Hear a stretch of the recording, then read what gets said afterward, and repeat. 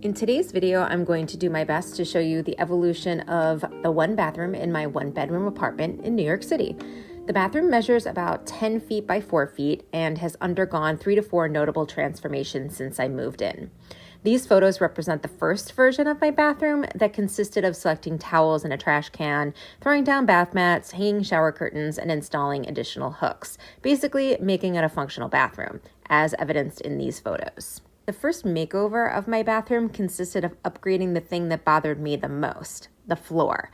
After a little research, I decided to lay contact paper on the floor. It's a big bang for your buck. I think it took 2 rolls of marble-looking contact paper to cover the entire floor. After a few years, I wanted a change, so I decided to color drench the shiznit out of the bathroom. Rather than fighting the color tile on the walls, I decided to double down and saturate the room in gray. I started by trying to match the color on the tiles and ended up covering the walls with a pale gray called Arctic Gray by Benjamin Moore. However, all the gray was making the walls feel lifeless, so I decided to make them Italian. I like the movement and texture that comes with Venetian plaster and lime wash. However, I couldn't texturize the walls of my rented apartment. I did some research into Venetian plaster and decided I could get a similar effect if I layered paints from the same paint swatch using a woolly and a swirly application. That's what it would look like if it's on cardboard, but try to imagine that like all over the wall.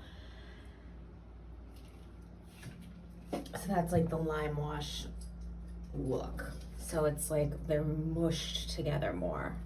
I layered iced marble by Benjamin Moore on top of the Arctic Gray while using the woolly. Occasionally, I added a white called Chantilly lace. I love the final look, which is the good news. The bad news is that prior to faking the lime wash walls, I knocked over a can of gray paint and it spilled all over the bathroom floor.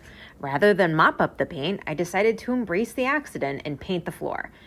I left the contact paper intact so that it will protect the floor from the paint. If I ever move out, I can just pull up the paper and the floors will be returned to their original patina. This is the video I sent to my best friend when I started to question myself. Okay, I know you're on vacation, but you can't take a vacation from a friendship and weighing in on shit no one else cares about but me.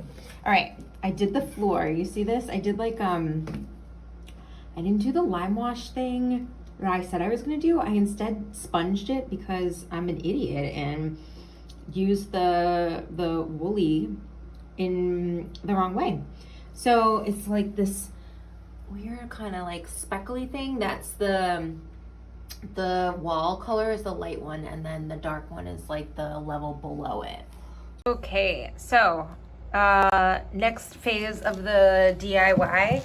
These are the stencils I cut out, I have made. So 2 different sizes. These are the lanterns I was telling you about. I would do the outside of them.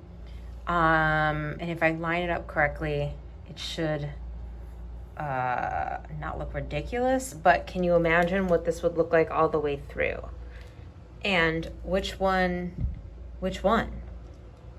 The big one or the little one? Oh yeah, I wasn't content just sponging the bathroom floor. I also wanted to layer on a tile look, and it's clear which one Coco likes. I ended up leaving the floor as it was and turned my attention to the vanity instead. Also, there's Coco. This is the paint swatch that I used. So the original color is that 1577 that went on the wall. I used 1578, that darker one, to bring that texturized aspect that I wanted. But I bought 1579 because I was like, maybe I'll need a darker thing to make things pop. I ended up using a white to make things lighter, and I never used the 1579, which ironically is called, what? Greyhound. So I feel like maybe it's destiny that it becomes the new color for this thing? What do you think, Cokes? What do you think? What do you think? Is that a yes? Look at me if it's a yes. Look at me if it's a yes. Two things are probably clear to you at this point. One, I only have some of this footage because I was sending it to my best friend for feedback. And two, I love turning one project into many projects. It's never enough. So after I finished painting Coco's cabinet, I figured, let's upgrade the lights in here while we're at it. I couldn't get out to thrift stores and estate sales because this was pandemic times, so I had to source the vanity lighting from Amazon and the sconces from Etsy. The sconces are very old and would have needed to be rewired before use, but since I don't have electricity on this side of the bathroom, I'm not going to bother rewiring them. Instead, I cut the wire off and got rechargeable light bulbs from Amazon. This has become a very popular rental hack for creating light without a source of electricity. After about a year of living with these changes, I had two issues that bothered me about the space. One, the floor had taken a beating, the paint was coming off, and an indoor spray paint project had left its mark. So it was time for something different. And two, embracing the gray in a color drenching way left the room feeling really cold. I knew I wanted to bring more tones of brown into the space because I liked how the wooden picture frames had brought warmth to the walls. So I got some paint swatches thinking I would paint the vanity brown. After taping the swatches to the vanity and living with them for a month, I decided to kill two birds with one stone and work brown into the floor design rather than the vanity. And I've been loving the color Dead Salmon by Farrow and Ball, which is a brown with a pink undertone that would bring warmth to the floor. I set about painting the floor with a Behr color match because Farrow and Ball is expensive and not in my budget. Yes, color matching is a risk, but it's a small space and a floor, so I think it's a low risk in this case. Is painting this floor a mistake? Yeah, it was about this point where I thought maybe I'd made the wrong decision, but we soldier on, we trust ourselves and the process. So I continued to apply the paint with the roller, and I went back over it with a sponge to get those little pieces that I'd missed.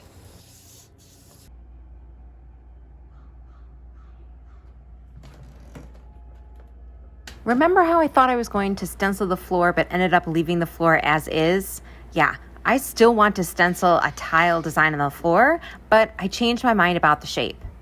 I had been pinning on Pinterest a lot of French reclaimed terracotta tiles in a hexagon shape, for when I install tile in my home in the French countryside, or the English countryside, or maybe the Italian countryside. I'm open to many countrysides. Since I want that look now, but I'm not tiling the floor of my rental bathroom, I decided to paint a tile pattern on the floor. I did kind of tile the floor to my kitchen, but that's a story for another video. I started looking for hexagon-shaped stencils, but I didn't find any, so I decided to make one. At first, I thought I'd just cut the shape out of a cardboard box and then paint it to the floor, but my boyfriend was like, "Why don't you make the shape out of a sponge, dip it in the paint, and then press it to the floor like a stamp?" And I was like, okay, I'll try that. I tried his idea, but I didn't have any sponges that were the right size. So I tried to measure and cut and glue them together, but this was not feasible. Even if I could get the pieces to stick together, I think the wear and tear of the application process would wear and tear the sponge stamp apart. So I went back to the OG design of making a stencil from cardboard. I traced and cut the shape out of the cardboard, then I taped the edges that would connect with the paint. My thought process was that paint is wet, and when cardboard gets wet, it falls apart. So I need something to protect the cardboard from the paint while keeping the shape. Duct tape to the rescue. Is this incredibly homemade? Yes it is. I have a lot of paint left over from various projects around the apartment. I'm gonna take some of the grays, browns, I think I have some yellow, and I'm going to use those old paints to make the new pattern on the floor. Hand painting and stenciling the floor of my bathroom took many hours, as there were several rounds of application as I tested different techniques to find the look I wanted. I started by sponging Ben Moore's Arctic Gray into the stencil. I'm using a sponge meant for dishwashing because that is what I had on hand, and it actually gave me the look I wanted, eventually. Early testing was rough. Look at some of these hexagons. They are not even hexagons, and objectively, it's pretty bad. As I moved on to make more hexagon shapes, I switched to some of the other paints that I had left over from various apartment projects, including Benmore's Iced Marble, Greyhound, and Edgecomb Gray, as well as Behr's Pecan Sandie. I also switched application techniques to include using the inside of the stencil and using a sponge brush, which was especially useful when I decided that I wanted to add lines between the hexagons that would mimic grout. While the inspiration images did not feature grout, I felt I needed this detail to make the tiles look more polished. At this point, I was getting a little tired, and as if on cue, what do you think?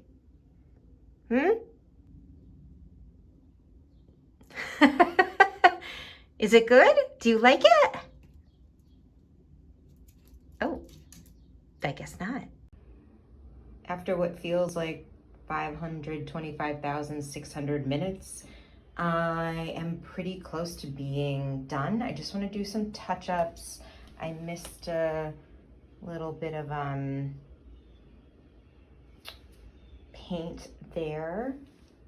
And then I want to do some back over here behind do some gray back over there behind the toilet. And then I think I'm done with the painting and I can move on to sealing it. Here comes my supervisor. Hello, lovey. Hello. I think the bathroom's her favorite room. I'll let you think about why. I spent another few hours fine-tuning the tiles, mixing paints together to create new colors, making sure colors repeated in a way that would make it look like these tiles were made from the same batch. In this bathroom, I was trying to create and capture a feeling of peace that I'd seen in homes in the country and in old European homes. I wanted a beautiful, serene environment, a little jewelry box of a room. First coat of sealer. I used the Minwax Clear Matte. Thanks, New York. After I sealed the paint, I tried to stay off the floors as much as possible, so I worked on other projects, including upgrading the mirror. I found a bendable trim on Amazon. I spray painted it in antique brass, applied rub and buff to create depth, removed the sticker from the back of the trim, and attached it to the mirror. This is a very easy, quick project that anyone can do. As we watch me add the finishing touches, I think it's important to recognize that this process took time. Thanks to reality, renovation shows, and some social media DIYers, it has become really normal to see a drastic room makeover in what seems like 45 minutes.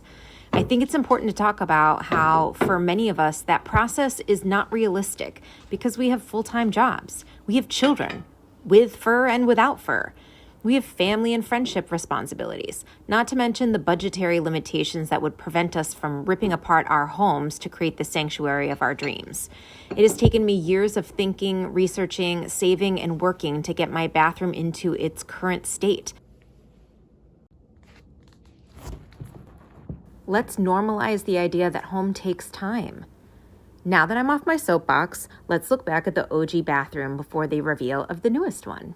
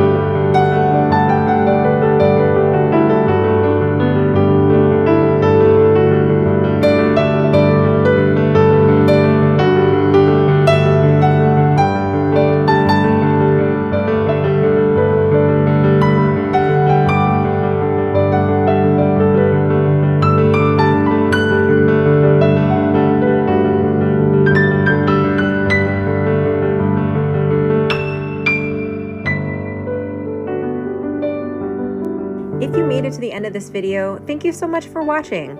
Please like and subscribe to see more DIY videos or thrifting videos. I have a lot of projects planned for this summer, including redesigning a challenging client's entryway. I can say he's challenging because he is. And like Elwood said, I'm not afraid of a challenge. On that note, I'll see you later. Bye.